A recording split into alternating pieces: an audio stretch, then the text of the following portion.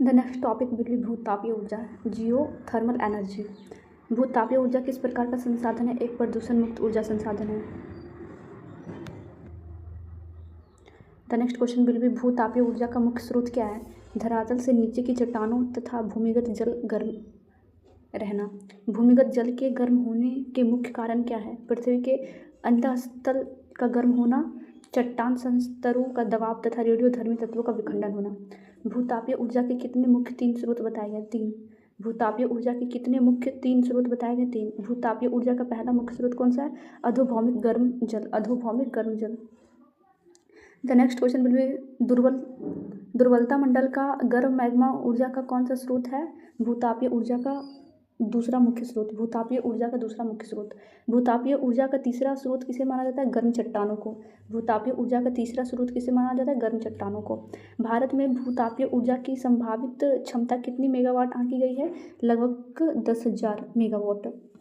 भारत में देश में लगभग कितने उष्ण जल स्रोत तथा स्थान है जहाँ से भूतापीय ऊर्जा प्राप्त हो सकती है? लगभग 113 उष्ण जल स्रोत तथा 340 स्थान। आंध्र प्रदेश, वर्तमान का तेलंगाना किस क्षेत्र में भूतापीय ऊर्जा प्राप्त करने की संभावना है? खम्मम में।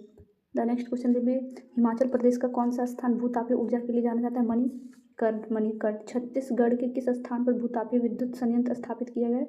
तातापानी।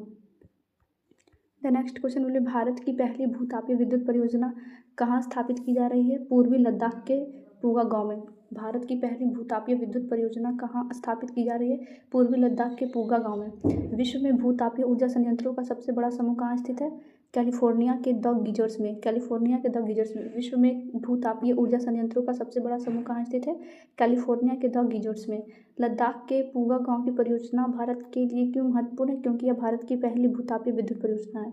मणिकर्ण भूतापीय स्थल भारत के किस राज्य में स्थित है? हिमाचल प्रदेश में। मणिकर्ण भूतापीय स्थल भारत के किस राज्य में स्थित है? हिमाचल प्रदेश में। तातापानी भूतापीय क्षेत्र किस राज्य में स्थित है? छत्तीसगढ़ में। तातापानी भूतापीय क्षेत्र किस राज्य में स्थित है? छत्तीसगढ़ में। खम्मम क्षेत्र वर्तमान में किस भारतीय राज्य में आता है? तेलंगाना। पूर्व में आंध्र प्रदेश। पृथ्वी के भीतर रेडियोधर्मी तत्वों का विखंडन किस ऊर्जा को जन्म देती है? भूतापीय ऊर्जा को। एस्थेनोस्फीयर दुर्बलता मंडल का कौन सा पदार्थ भूतापीय ऊर्जा का स्रोत बनता है? गर्म मैग्मा। भारत की 10,000 मेगावाट की संभावित भूतापीय क्षमता का आकलन किस स्तर पर किया गया है? राष्ट्रीय स्तर पर संभावित क्षमता है। चट्टान संस्तरों का अत्यधिक दबाव पृथ्वी के भीतर क्या उत्पन्न करता है? ऊष्मा या तापमान, जो भूतापीय ऊर्जा का आधार है। द गीजर्स क्या है? विश्व का सबसे बड़ा भूतापीय ऊर्जा संयंत्र समूह। द गीजर्स क्या है? विश्व का सबसे बड़ा भूतापीय ऊर्जा संयंत्र समूह। भूतापीय ऊर्जा को पारंपरिक ऊर्जा स्रोत की तुलना में क्यों प्राथमिकता दी जाती है? क्योंकि यह पूरी तरह से प्रदूषण मुक्त और नवीकरणीय है। पूगा घाटी परियोजना का मुख्य उद्देश्य क्या है? लद्दाख क्षेत्र में स्थानीय स्तर पर स्वच्छ भूतापीय बिजली का उत्पादन करना। The next topic will B प्रधानमंत्री जीवन योजना। प्रधानमंत्री जीवन योजना। प्रधानमंत्री जीवन योजना किस मंत्रालय द्वारा अधिसूचित की गई है? पेट्रोलियम और प्राकृतिक गैस मंत्रालय द्वारा। प्रधानमंत्री जीवन योजना को कब अधिसूचित किया गया है? 7 मार्च 2019 को। प्रधानमंत्री जीवन योजना को कब अधिसूचित किया गया? 7 मार्च 2019 को। जीवन का पूर्ण रूप क्या होता है? जैव ईंधन, वातावरण अनुकूलन, फसल अवशेष निवारण। ये सब जीवन का पूर्ण रूप फुल फॉर्म क्या होता है? जैव ईंधन, वातावरण अनुकूलन, फसल अवशेष निवारण। जैव ईंधन, वातावरण अनुकूलन, फसल अवशेष निवारण। इस योजना को किसकी अध्यक्षता में वित्तीय मदद की मंजूरी प्रदान की गई? प्रधानमंत्री श्री नरेंद्र मोदी की अध्यक्षता में आर्थिक मामलों की मंत्रिमंडलीकरण समिति द्वारा। प्रधानमंत्री जीवन योजना के लिए किस अवधि को निर्धारित किया गया था? प्रधानमंत्री जीवन योजना के लिए किस अवधि को निर्धारित किया गया था? वर्ष 2018-19 से 2023-24 तक की अवधि तक। 18-19 से 23-24 तक की अवधि तक। इस योजना के तहत कुल कितनी राशि के वित्तीय परिव्यय को मंजूरी दी गई थी? 1969.50 करोड़ रुपये। 19,969.50 करोड़ रुपये। प्रधानमंत्री जीवन योजना का पहला मुख्य उद्देश्य क्या है? द्वितीय पीढ़ी मतलब 2G के एथेनॉल उत्पादन परियोजना के निर्माण को प्रोत्साहन करना। किसानों को उनके बेकार कृषि अवशेषों के लिए आय प्रदान करना किस योजना का उद्देश्य है? प्रधानमंत्री जीवन योजना का। इस योजना के माध्यम से किसानों की किस स्थिति में सुधार करना लक्षित है? उनकी आर्थिक स्थिति में। देश की जीवाश्म ईंधन आयात निर्भरता में कितने प्रतिशत की कमी करने का लक्ष्य रखा गया? 10% की कमी। एथेनॉल उत्पादन की किस पीढ़ी की प्रौद्योगिकी का स्वदेशीकरण करना इस योजना का मुख्य बिंदु है? द्वितीयक पीढ़ी 2G। बायोमास या फसल अवशेषों को जलाने के कारण उत्पन्न होने वाली किस चिंता को दूर करना उसका उद्देश्य है? पर्यावरण संबंधी चिंताओं को।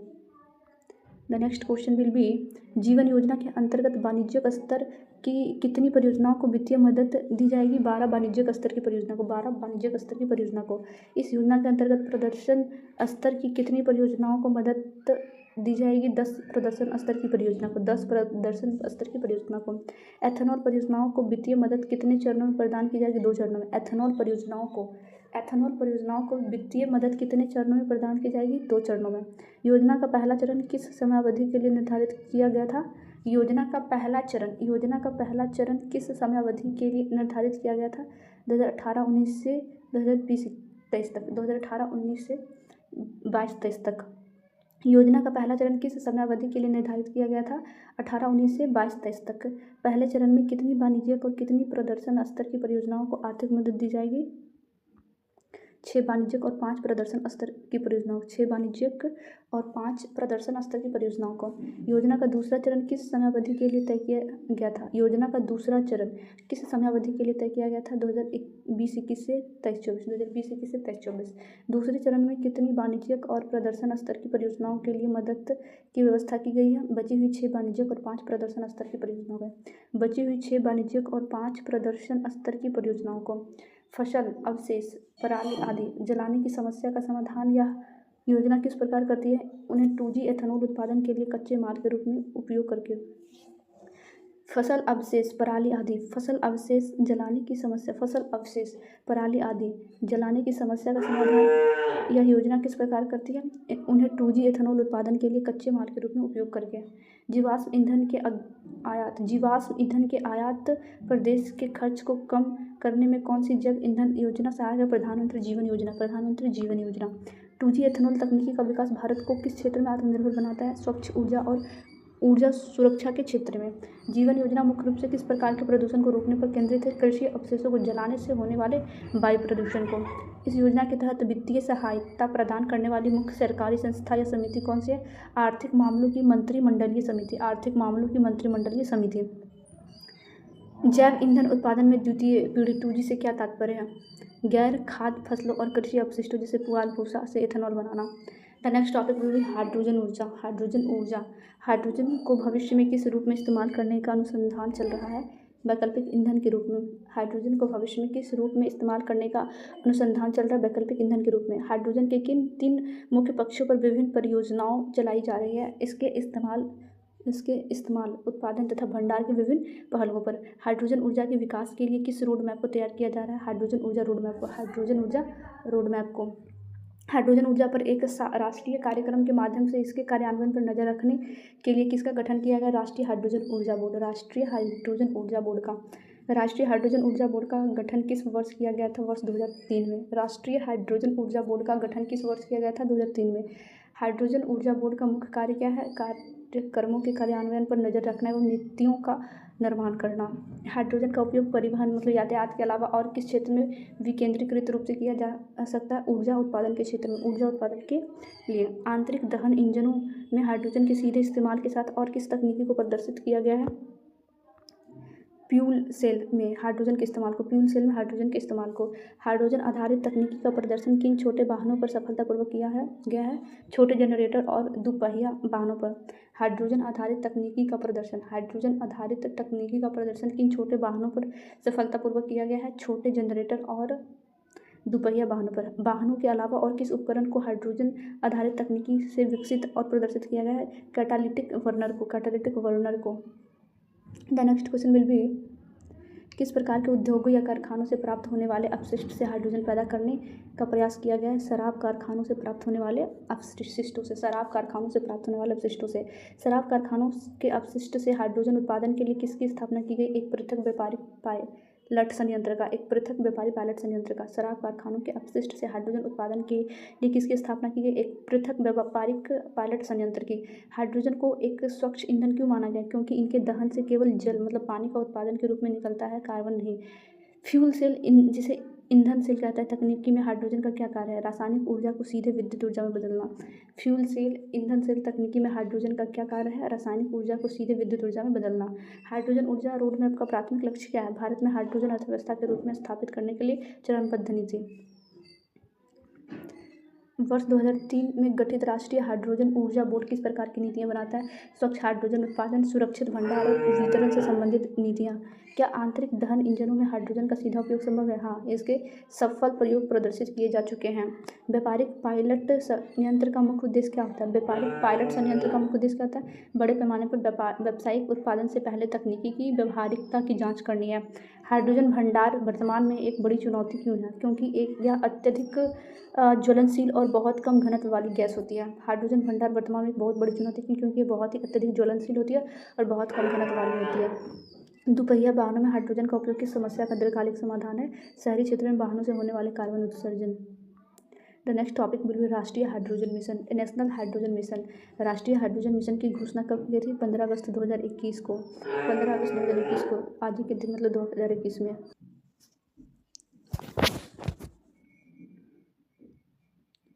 The next question will B स्वतंत्रता के कौन से वर्षगांठ के अवसर पर इस मिशन की घोषणा की गई थी? तो 75वें स्वतंत्रता दिवस के अवसर पे। राष्ट्रीय हाइड्रोजन मिशन की घोषणा किसने और कहाँ की थी? प्रधानमंत्री नरेंद्र मोदी ने लाल किले के प्राचीर से। The next question will B इस मिशन के माध्यम से भारत को किस क्षेत्र में वैश्विक हब बनाने का लक्ष्य है? हरित हाइड्रोजन, ग्रीन हाइड्रोजन के क्षेत्र में। राष्ट्रीय हाइड्रोजन मिशन का पहला मुख्य उद्देश्य क्या है? कच्चे तेल के आयात पर निर्भरता कम करना। कच्चे तेल के आयात पर निर्भरता कम करना। देश की अर्थव्यवस्था को किस पर आधारित अर्थव्यवस्था बनाना इस मिशन का उद्देश्य है? तो गैस आधारित अर्थव्यवस्था बनाना।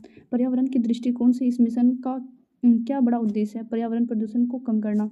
आत्मनिर्भर भारत के उद्देश्यों की प्राप्ति हेतु ऊर्जा के क्षेत्र में किस वर्ष तक आत्मनिर्भरता हासिल करने का लक्ष्य है? तो वर्ष 2047 तक। वर्ष 2047 तक। राष्ट्रीय हाइड्रोजन मिशन की घोषणा सर्वप्रथम किस केंद्रीय बजट में की गई थी? वर्ष 2021-22 के बजट में। भारत की बढ़ती ऊर्जा जरूरतों को पूरा करने के लिए किस ऊर्जा का विशेष जोर दिया जा रहा है? हाइड्रोजन ऊर्जा पर। भारत के लिए वर्तमान में कौन सा हाइड्रोजन सबसे महत्वपूर्ण है? तो ग्रीन हाइड्रोजन सबसे इम्पॉर्टेंट है। ग्रीन हाइड्रोजन किसे कहते हैं? अक्षय ऊर्जा, जैसे कि सौर या पवन ऊर्जा का उपयोग करके जल के इलेक्ट्रोलिसिस से उत्पादित हाइड्रोजन को कहते हैं अक्षय ऊर्जा। वर्ष 2047 का वर्ष भारत के लिए क्यों महत्वपूर्ण चुना गया? क्योंकि इस वर्ष भारत अपनी स्वतंत्रता के 100 वर्ष पूरे करेगा। 2047 में स्वतंत्रता के 100 वर्ष पूरे करेगा। अमृत काल का अंत है ये। और नेक्स्ट क्वेश्चन है, गैस आधारित अर्थव्यवस्था को और बढ़ने से भारत को क्या लाभ होगा? कोयले और कच्चे तेल जैसे अधिक प्रदूषण फैलाने वाले ईंधनों पर निर्भर कम होंगे। राष्ट्रीय हाइड्रोजन मिशन किस वैश्विक जलवायु समझौते के लक्ष्य को पूरा करने में मदद करेगा? पेरिस जलवायु समझौता। कार्बन उत्सर्जन कम करने के लक्ष्य को। बजट 2021-22 में इस मिशन को शामिल करने का मुख्य आर्थिक कारण क्या था? देश में स्वच्छ ऊर्जा क्षेत्र में नए निवेश और रोजगार को बढ़ावा देना। The next question will B वर्तमान में भारत अपनी ऊर्जा आवश्यकताओं के लिए किस पर सबसे अधिक निर्भर है? तो आयातित कच्चे तेल और जीवाश्म ईंधनों पर। हरित हाइड्रोजन तकनीकी से भारत को वैश्विक स्तर पर क्या फायदा होगा? भारत स्वच्छ ऊर्जा का एक प्रमुख निर्यातक देश बन सकता है। लाल किले से घोषित इस मिशन का दीर्घकालीन विजन क्या है? भारत को नेट जीरो कार्बन उत्सर्जन देश बनाना है। राष्ट्रीय हाइड्रोजन मिशन के अंतर्गत मुख्य ध्यान किस तकनीकी के विकास पर है? तो वाटर इलेक्ट्रोलाइजर और फ्यूल सेल के घरेलू विनिर्माण पर। पूगा घाटी जो कि लद्दाख में है और तातापानी छत्तीसगढ़ में, क्या समानता है इसमें? दोनों ही भारत के प्रमुख भू-तापीय ऊर्जा संभावित क्षेत्र हैं।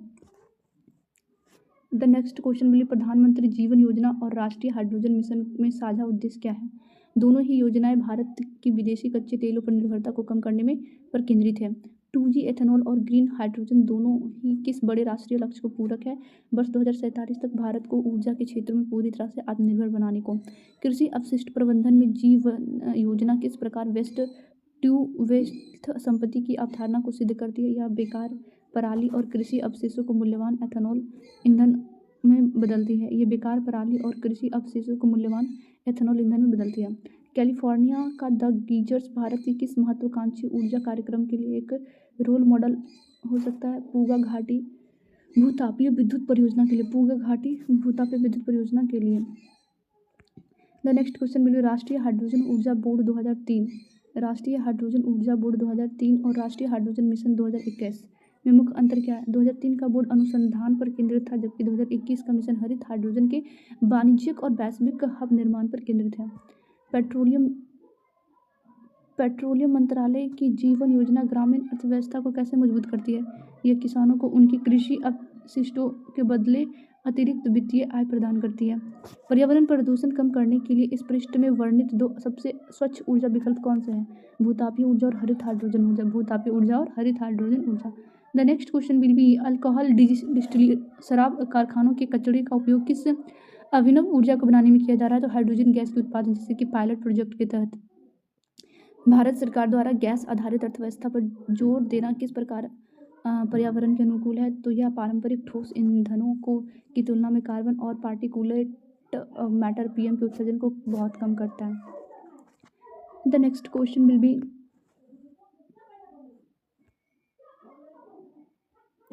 The next topic will B Bharat की तेल एवं गैस और हरित ऊर्जा गलियारा, green energy and corridor. Bharat अपनी तेल मांग का कितना प्रतिशत हिस्सा आयात करता है? 85% हिस्सा आयात करता खरीदता है। भारत अपनी गैस मांग का कितना प्रतिशत हिस्सा आयात करता है? तो 53%। आंतरिक दहन इंजन, इंटरनल कंबशन एनर्जी में डीजल और सीएनजी के साथ किस तत्व का प्रत्यक्ष मिश्रण करके बिजली पैदा की जाती है? हाइड्रोजन।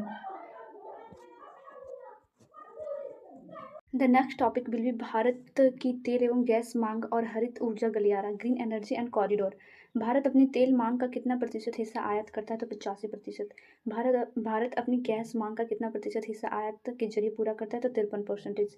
आंतरिक दहन इंजन में डीजल और सीएनजी के साथ किस तत्व का प्रत्यक्ष मिश्रण करके बिजली पैदा की जा सकती है? तो हाइड्रोजन का। The next question will B ईंधन सेल मतलब फ्यूल सेल में हाइड्रोजन का उपयोग कर किसकी उत्पादन किया जा सकता है? बिजली का। एक अनुमान के अनुसार वर्ष 2050 तक दुनिया की ऊर्जा जरूरतों का कितना प्रतिशत हिस्सा भारत द्वारा पूरा किया जाएगा? 25%। हाइड्रोजन मिशन के उद्देश्यों से भारत को अपनी अर्थव्यवस्था को कितने ट्रिलियन डॉलर का बाजार बनाने का मदद मिलेगा? 10 ट्रिलियन डॉलर। आर्थिक मामलों की मंत्रिमंडलीय समिति ने हरित ऊर्जा गलियारा चरण 2 योजना को मंजूरी कब दी थी? 6 जनवरी 2022 को। 6 जनवरी 2022 को। हरित ऊर्जा गलियारा चरण 2 योजना के तहत लगभग कितने किलोमीटर सर्किट पार्सिंग लाइन बिछाने की मंजूरी दी गई है? लगभग 10,750 किलोमीटर। नेक्स्ट क्वेश्चन है जीईसी चरण 2 के तहत सब स्टेशनों की लगभग कितनी मेगावोल्ट एम्पियर ट्रांसफर क्षमता को अतिरिक्त रूप से जोड़ने की मंजूरी मिली है? लगभग 27,500 मेगावोल्ट का। हरित ऊर्जा गलियारा चरण 2 योजना से भारत के कितने राज्यों को जोड़ा गया? 7 राज्यों को। The next question will B GEC चरण 2 के अंतर्गत शामिल 7 राज्य कौन कौन से हैं? 7 राज्य गुजरात, हिमाचल प्रदेश, कर्नाटक, केरल, राजस्थान, तमिलनाडु एवं उत्तर प्रदेश। गुजरात, हिमाचल प्रदेश, कर्नाटक, केरल, राजस्थान, तमिलनाडु एवं उत्तर प्रदेश। इन 7 राज्यों में लगभग कितने क्षमता की नवीकरणीय ऊर्जा परियोजनाओं के ग्रिड एकीकरण में मदद मिलेगी? लगभग 20 गीगावाट का। इन 7 राज्यों में लगभग कितनी क्षमता की नवीकरणीय ऊर्जा परियोजनाओं के ग्रिड एकीकरण में मदद मिलेगी? लगभग 20 गीगावाट का। हरित ऊर्जा गलियारा चरण 2 योजना का क्रियान्वयन किस अवधि में किया जाएगा? वर्ष 2021-22 से 2025-26 की अवधि में। हरित ऊर्जा गलियारा के प्रथम चरण को मंजूरी किस वर्ष प्रदान की जाएगी? 2015-16 में। हरित ऊर्जा गलियारा के प्रथम चरण को मंजूरी किस वर्ष प्रदान की जाएगी? 2015-16 को। हरित ऊर्जा गलियारा के प्रथम चरण में कितने राज्यों को शामिल किया गया? हरित ऊर्जा गलियारा के प्रथम चरण में लगभग 8 राज्यों को शामिल किया गया। जीईसी के प्रथम चरण में शामिल 8 राज्य कौन से थे? आंध्र प्रदेश, गुजरात, हिमाचल प्रदेश, कर्नाटक, मध्य प्रदेश, महाराष्ट्र, राजस्थान और तमिलनाडु। जीईसी के प्रथम चरण में शामिल 8 राज्य कौन से थे? आंध्र प्रदेश, गुजरात, हिमाचल प्रदेश, कर्नाटक, मध्य प्रदेश, महाराष्ट्र, राजस्थान और Tamil Nadu. The next topic will be green hydrogen microgrid परियोजना, ग्रीन हाइड्रोजन माइक्रोग्रिड प्रोजेक्ट। दिसंबर 2021 में भारत की किस सबसे बड़ी एकीकृत विद्युत कंपनी ने ग्रीन हाइड्रोजन माइक्रो ग्रिड परियोजना की शुरुआत की? एनटीपीसी लिमिटेड ने अपनी किस अनुषंगी शाखा के माध्यम से इस परियोजना की शुरुआत की? तो एनटीपीसी सिमहाद्री भारत के किस राज्य में स्थित है जहां इस माइक्रो ग्रिड परियोजना को शुरू किया गया था? आंध्र प्रदेश में। कहाँ पे? तो आंध्र प्रदेश में। The next question will B hydrogen उत्पादन के लिए एनटीपीसी सिमहाद्री में किस उपकरण का उपयोग किया जा रहा है? इलेक्ट्रोलाइजर का। भारत की पहली हाइड्रोजन आधारित ऊर्जा संग्रह परियोजना कौन सी है? एनटीपीसी सिमहाद्री की एकल ईंधन सेल आधारित माइक्रोग्रिड परियोजना। इस माइक्रोग्रिड परियोजना के तहत इलेक्ट्रोलाइजर चलाने के लिए बिजली कहाँ से प्राप्त होती है? निकटवर्ती तैरते सौर संयंत्र द्वारा उत्पादित नवीकरणीय ऊर्जा से। The next question will B हरित हाइड्रोजन से उत्पादन के लिए किन ऊर्जा स्रोतों द्वारा संचालित हाइड्रोजन हाइड्रोलाइजर का उपयोग किया जाता है? पवन व सौर ऊर्जा अक्षय ऊर्जा स्रोतों द्वारा। हरित हाइड्रोजन के उत्पादन के लिए किन ऊर्जा स्रोतों द्वारा संचालित इलेक्ट्रोलाइजर का उपयोग किया जाता है? पवन व सौर ऊर्जा जैसे अक्षय ऊर्जा स्रोतों द्वारा। इलेक्ट्रोलाइजर जल को किन दो तत्वों में विभाजित करके हरित हाइड्रोजन का उत्पादन करता है? हाइड्रोजन और ऑक्सीजन में। इलेक्ट्रोलाइजर जल को किन दो तत्वों में विभाजित करके हरित हाइड्रोजन का उत्पादन करता है? हाइड्रोजन और ऑक्सीजन का। द नेक्स्ट टॉपिक विल भारतीय अक्षय ऊर्जा विकास एजेंसी। भारतीय अक्षय ऊर्जा विकास एजेंसी IREDA का पूर्ण रूप फुल फॉर्म क्या है? Indian renewable energy development agency. Indian renewable agency Indian renewable energy development agency Indian renewable energy development agency. IREDA किस प्रकार की वित्तीय कंपनी के रूप में स्थापित है? गैर बैंकिंग वित्तीय कंपनी। IREDA किस प्रकार की वित्तीय कंपनी के रूप में स्थापित है? गैर बैंकिंग वित्तीय कंपनी। सार्वजनिक क्षेत्र की कंपनी को कौन सा गुणवत्ता प्रमाण प्राप्त है? सार्वजनिक क्षेत्र की कंपनी IR भारतीय अक्षय ऊर्जा विकास केंद्र। IREDA का फुल फॉर्म क्या होता है? Indian renewable energy development agency को कौन सा गुणवत्ता प्रमाणन प्राप्त है? ISO 901/2015 1901/2015। IREDA मतलब कि Indian renewable energy development agency. Indian renewable energy development agency का मुख्य वैधानिक कार्य या उद्देश्य क्या है? अक्षय ऊर्जा परियोजनाओं के लिए वित्तीय पोषण करना। The next question will B भारतीय अक्षय ऊर्जा विकास एजेंसी की स्थापना किस वर्ष की गई थी? वर्ष 1987 में। ऊर्जा कुशलता और ऊर्जा संरक्षण परियोजनाओं को वित्तीय सहायता कौन प्रदान करता है? तो IREDA। The next question will national clean energy fund NCEF। National clean energy fund क्या है? नेशनल क्लीन एनर्जी फंड का पूर्ण रूप क्या है? मतलब NCEF का फुल फॉर्म क्या है? National clean energy fund. National clean energy fund के गठन का मुख्य उद्देश्य क्या है? नेशनल क्लीन एनर्जी फंड का गठन का मुख्य उद्देश्य ग्रीन एनर्जी परियोजनाओं व संबंधित अनुसंधान कार्यों का वित्तीयन करना। द नेक्स्ट क्वेश्चन केंद्रीय मंत्रिमंडल द्वारा NCEF के गठन के प्रस्ताव को मंजूरी कब दी गई थी? 6 अप्रैल 2011 को। नेशनल क्लीन एजेंसी फंड को 6 अप्रैल 2011 में प्रस्तावित किया गया था। नेशनल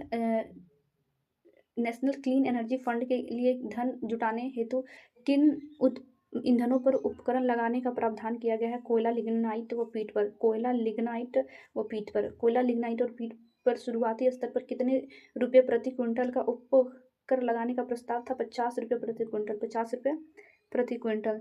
द नेक्स्ट क्वेश्चन बोले स्वच्छ ऊर्जा कोष क्लीन एनर्जी फंड की स्थापना का प्रस्ताव किस केंद्रीय बजट में किया गया था? केंद्रीय बजट 2010-11 में।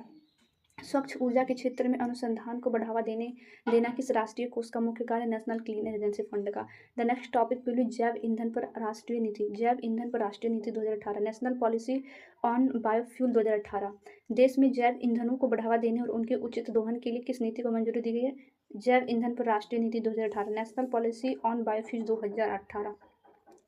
The next question will B केंद्रीय मंत्रिमंडल द्वारा जैव ईंधन पर राष्ट्रीय नीति 2018 को कब मंजूरी दी गई थी? 16 मई 2018 को। राष्ट्रीय जैव ईंधन नीति 2018 ने पूर्व में लागू किस वर्ष की नीति का स्थान लिया है? वर्ष 2009 की नीति का।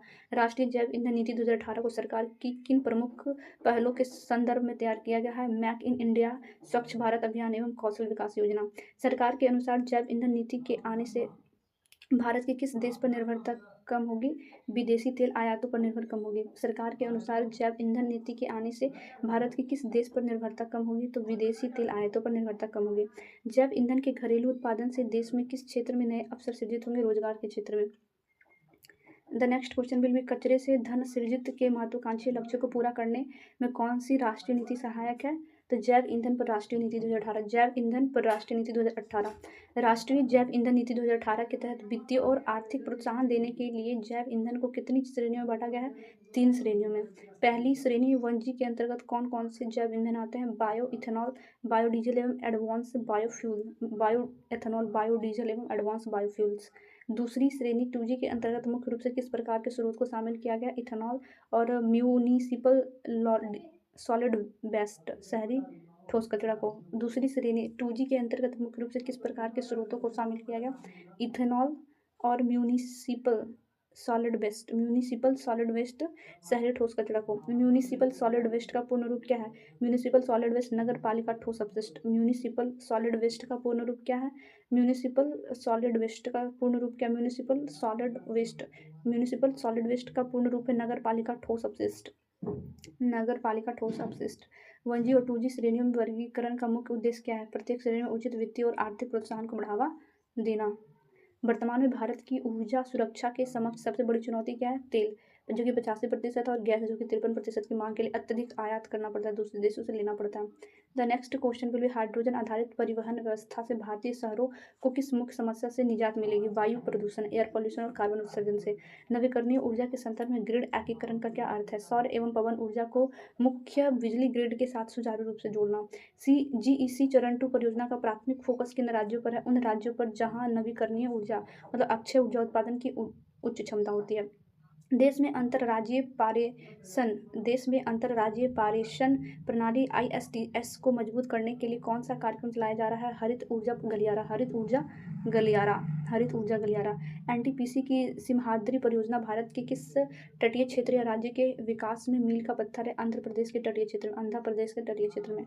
NTPC की सिमहाद्री परियोजना भारत के किस तटीय क्षेत्र या राज्य के विकास में मील का पत्थर? आंध्र प्रदेश के तटीय क्षेत्र में। हरित हाइड्रोजन को हरित क्यों कहा जाता है? क्योंकि इसके उत्पादन में केवल नवीकरणीय जैसे सौर पवन ऊर्जा का उपयोग होता है, जिसमें शून्य कार्बन निकलता है।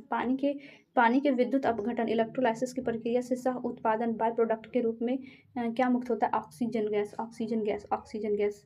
द नेक्स्ट क्वेश्चन के लिए भारत सरकार द्वारा स्थापित IREDA किस केंद्रीय मंत्रालय को प्रशासनिक नियंत्रण के तहत काम करवाता है? नवीन और नवीकरणीय ऊर्जा मंत्रालय। IREDA को प्राप्त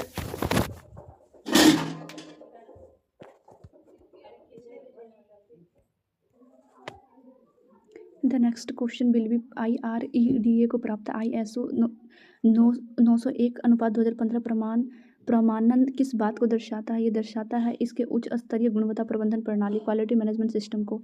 कोयले पर लगाया जाने वाला क्लीन एनर्जी सेस किस सिद्धांत पर आधारित है? प्रदूषण भुगतान करें, पॉल्यूटेंट पे प्रिंसिपल के सिद्धांत पर। NCEF का धन मुख्य रूप से किस प्रकार के अनुसंधान में निवेश किया जाता है? पर्यावरण अनुकूल और स्वच्छ ऊर्जा प्रौद्योगिकी के विकास में। The next question will B जैव ईंधन नीति 2018 के तहत कचरे से धन का उदाहरण क्या है? म्यूनिसिपल सॉलिड वेस्ट से 2G इथेनॉल का उत्पादन।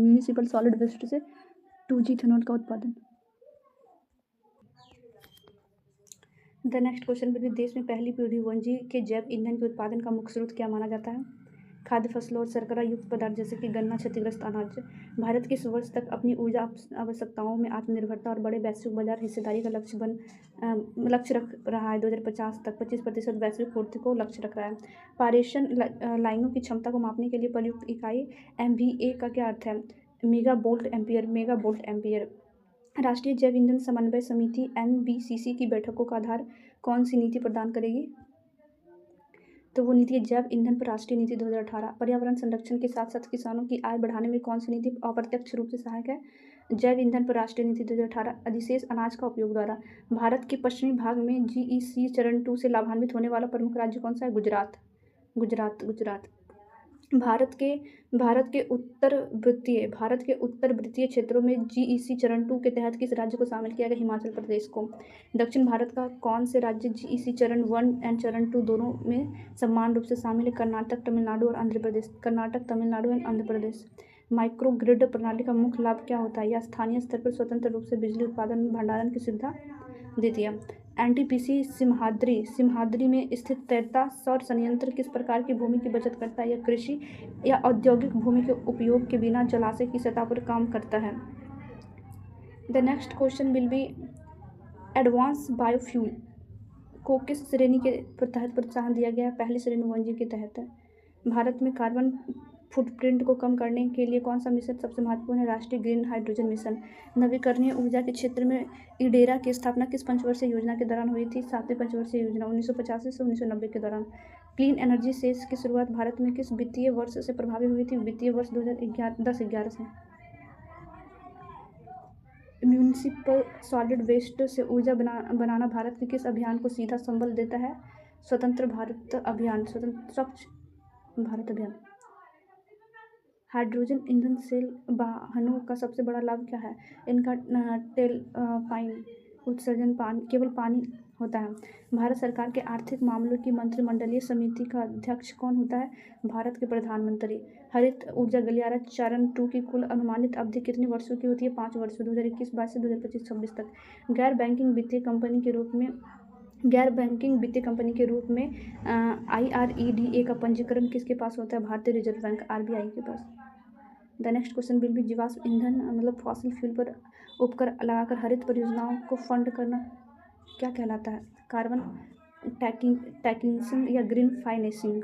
जैव ईंधन नीति 2018 के तहत 2G इथेनॉल के उत्पादन के लिए किस कच्चे माल का उपयोग प्रस्तावित है? गैर खाद्य सामग्रियों जैसे कृषि अवशेषों, पराली, लकड़ी और ठोस कचरे का। द नेक्स्ट क्वेश्चन बोलिए भारत के हाइड्रोजन अर्थव्यवस्था में बदलने से देश के राजकोषीय घाटे पर क्या प्रभाव पड़ता है? तो कच्चे तेल के आयात में कमी आने से राजकोषीय घाटा कम हो जाता है। पारेषण लाइनों के संदर्भ में सर्किट किलोमीटर क्या दर्शाता है? पारेषण लाइनों के संदर्भ में सर्किट किलोमीटर क्या दर्शाता है? पारेषण तारों या लाइनों की कुल वास्तविक लंबाई। ग्रिड स्थिरता के लिए NTPC सिमहाद्री की परियोजना क्यों महत्वपूर्ण है? यह सौर ऊर्जा के उतार चढ़ाव को हाइड्रोजन के रूप में स्टोर कर रात में भी बिजली बना सकती है। मेक इन इंडिया के तहत भारत में ही इलेक्ट्रोलाइजर का निर्माण किस उद्देश्य को बढ़ावा देगा? घरेलू उच्च तकनीकी विनिर्माण उद्योग को। घरेलू उच्च तकनीकी विनिर्माण उद्योग को। भारत में ऊर्जा मानचित्र पर ग्रीन कॉरिडोर का क्या महत्व है? यह देश के सुदूर नवीकरणीय ऊर्जा केंद्रों को मुख्य औद्योगिक केंद्रों से जोड़ता है। नीतिगत सुधारों के तहत वर्ष 2009 की जैव ईंधन नीति को बदलने की आवश्यकता क्यों है? तकनीकी प्रगति को शामिल करने और इथेनॉल संमिश्रण के लक्ष्य को तेज करने के लिए। पर्यावरण, अर्थव्यवस्था और समाज के त्रिकोण को संतुलन करने वाली कौन सी नीति इस प्रश्न में सम्मिलित है? जैव ईंधन पर राष्ट्रीय नीति 2021। इलेक्ट्रोलाइजर तकनीकी में भारत की आत्मनिर्भरता किस देश पर निर्भर को कम करेगा? चीन और अन्य पश्चिमी देशों के आयात पर। क्या हरित ऊर्जा गलियारा चरण 2 में बिहार राज्य को सीधे शामिल किया गया है? नहीं, इस चरण में 7 राज्यों में बिहार शामिल नहीं है। IREDA द्वारा किस प्रकार के उपकरणों को ऋण लोन दिया जाता है? निजी और सार्वजनिक दोनों क्षेत्रों की नवीकरणीय ऊर्जा कंपनियों को। कोयला, लिग्नाइट और पीट में से सबसे निम्न श्रेणी का कोयला कौन सा माना जाता है? पीट। सबसे निम्न श्रेणी का कोयला कौन सा है? पीट। The next question will B ऊर्जा भंडार के क्षेत्र में बैटरी स्टोरेज की तुलना में हाइड्रोजन स्टोरेज का क्या लाभ है? हाइड्रोजन का बड़े पैमाने पर और लंबे समय तक ऊर्जा को संचित किया जा सकता है। सतत विकास लक्ष्य 7 SDG 7 सस्टेनेबल डेवलपमेंट लक्ष्य 7 सस्ती और स्वच्छ ऊर्जा को प्राप्त करने में भारत का कौन सा कदम सहायक है? नवीकरणीय ऊर्जा GEC और राष्ट्रीय हरित हाइड्रोजन मिशन। आर्थिक विकास को गति देने के लिए $10 ट्रिलियन की अर्थव्यवस्था का लक्ष्य किस ऊर्जा माध्यम पर आधारित है? हाइड्रोजन ऊर्जा माध्यम पर। नवीकरणीय ऊर्जा परियोजना के विकास में आने वाली सबसे बड़ी व्यवहारिक बाधा क्या है? ग्रिड अवसंरचना और पारेषण क्षमता की कमी। National clean energy fund NCEF किस प्रकार के कोष का उदाहरण है? यह एक समर्पित या गैर व्यक्तिगत सार्वजनिक कोष है। देश के सकल घरेलू उत्पाद में नवीकरणीय ऊर्जा क्षेत्र का योगदान बढ़ाने के लिए कौन सी एजेंसी वित्तीय ऋण पर काम कर रही है? भारतीय अक्षय ऊर्जा विकास एजेंसी IREDA। भारतीय अक्षय ऊर्जा विकास agency. The next topic will be राष्ट्रीय जैव ईंधन नीति से संबंधित महत्वपूर्ण प्रश्न। राष्ट्रीय जैव ईंधन नीति से संबंधित महत्वपूर्ण प्रश्न। राष्ट्रीय जैव ईंधन नीति के तहत तीसरी श्रेणी 3G में कौन से ईंधन शामिल है? बायो CNG और जैव ईंधन बायोफ्यूल आदि। एथेनॉल उत्पादन के लिए कच्चे माल के रूप में किन मीठे पदार्थों को शामिल किया गया? गन्ना रस और चुकंदर जैसे पदार्थों को। नीति के अनुसार एथेनॉल निर्माण के लिए किस प्रकार के अनाजों को कच्चे माल का हिस्सा बनाया गया? मोटे अनाजों, मकई, कसावा और मंडेयुक्त अनाज को। क्या नीति के तहत क्षतिग्रस्त अनाजों से भी एथेनॉल उत्पादन की अनुमति है? हाँ, क्षतिग्रस्त गेहूं, टूटा चावल और सड़े हुए आलू आदि को इसमें शामिल किया गया। अतिरिक्त अनाज उत्पादन की स्थिति में एथेनॉल बनाने के लिए किस समिति को मंजूरी की आवश्यकता है? राष्ट्रीय जैव ईंधन समन्वय समिति, नेशनल बायोफ्यूल कोऑर्डिनेशन कम्युनिटीज। का राष्ट्रीय जैव ईंधन समन्वय समिति को अतिरिक्त अनाज के इस्तेमाल की अनुमति देने का अधिकार क्यों दिया गया है? ताकि किसानों को उनके उत्पाद का उचित मूल्य न मिलने के खतरे को टाला जा सके। नीति में विकसित जैव ईंधनों को किस नाम से संबोधित किया गया? 2G दूसरी पीढ़ी इथेनॉल और रिफाइनरी। नीति में विकसित जैव ईंधन एडवांस बायोफ्यूल को किस नाम से संबोधित किया गया? 2G दूसरी पीढ़ी इथेनॉल और रिफाइनरी। विकसित जैव ईंधनों को बढ़ावा देने के लिए नीति में क्या प्रावधान किया गया है? अतिरिक्त कर प्रोत्साहन और उच्च खरीद मूल्य का संकेत दिया गया है। जैव डीजल उत्पादन के लिए नई नीति में किन गैर खाद्य तेलों के इस्तेमाल पर बल दिया गया है? गैर खाद्य तिलहनों और इस्तेमाल किए जा चुके खाना पकाने के लिए तेल पर। जैव डीजल उत्पादन के लिए आपूर्ति श्रृंखला तंत्र को मजबूत करने हेतु किन फसलों को शामिल किया गया है? लघु गैस्टेशन वाली फसलों को। जैव डीजल आपूर्ति श्रृंखला को क्या अंग्रेजी नाम दिया गया? Supply chain mechanism. The next question will B जैव डीजल उत्पादन के लिए देश में लगभग कितने लाख हेक्टेयर भूमि पर जत्रोफा उगाने की योजना है? तो करीब 5 लाख हेक्टेयर भूमि पे जत्रोफा। देश में कुल कितनी बंजर या प्रति भूमि उपलब्ध है जिसका जिक्र इस नीति के संदर्भ में किया गया है? कुल 55.27 लाख हेक्टेयर प्रति भूमि उपलब्ध। कुल प्रति भूमि में से कितने भूमि पर जैव डीजल फसलों की उपज संभव मानी गई है? 43.15 लाख हेक्टेयर भूमि पर। जैव डीजल के लिए मुख्य फसल के रूप में किसे चुना गया है? जत्रोफा यानी रतन जोत को। जैव डीजल के लिए मुख्य फसल के रूप में किसे चुना गया? जत्रोफा यानी रतन जोत को। रतन जोत जत्रोफा के अलावा और किस पौधे की खेती पर प्रयोग किए जाने की बात कही गई है? पनोमिया यानी करंजा की खेती पर। The next question will B देश के किस राज्य में करंजा मतलब पैनोमिया की प्रायोगिक खेती की शुरुआत हो चुकी है? तो आंध्र प्रदेश में। राष्ट्रीय जैव ईंधन नीति 2018 को लागू करने वाला देश का पहला राज्य कौन सा? राजस्थान। राष्ट्रीय जैव ईंधन की नीति 2018 में संशोधन को केंद्रीय मंत्रिमंडल द्वारा कब मंजूरी दी गई थी? 10 मई 2022 को। वर्ष 2022 में यह संशोधन किसकी अध्यक्षता में आयोजित केंद्रीय मंत्रिमंडल की बैठक में हुआ था? प्रधानमंत्री श्री नरेंद्र मोदी की बैठक में। इस नीति में संशोधन के बाद पेट्रोल में कितने प्रतिशत इथेनॉल मिश्रण का लक्ष्य रखा गया था? 20% इथेनॉल मिश्रण का। पेट्रोल में 20% इथेनॉल मिश्रण का लक्ष्य वर्ष को 2030 से घटाकर कब कर दिया गया? वर्ष 2025-26 तक। राष्ट्रीय जैव ईंधन नीति 2018 में किया गया यह नया संशोधन किस तिथि से लागू किया गया था? 1 अप्रैल 2023 से। किस श्रेणी के जैव ईंधन रिफाइनरी को 1G की तुलना में अधिक प्रोत्साहन देने की कही गई? 2G इथेनॉल और रिफाइनरी को। जैव ईंधन नीति के मुख्य उद्देश्यों में से एक उद्देश्य किनकी आय की सुरक्षा करना है?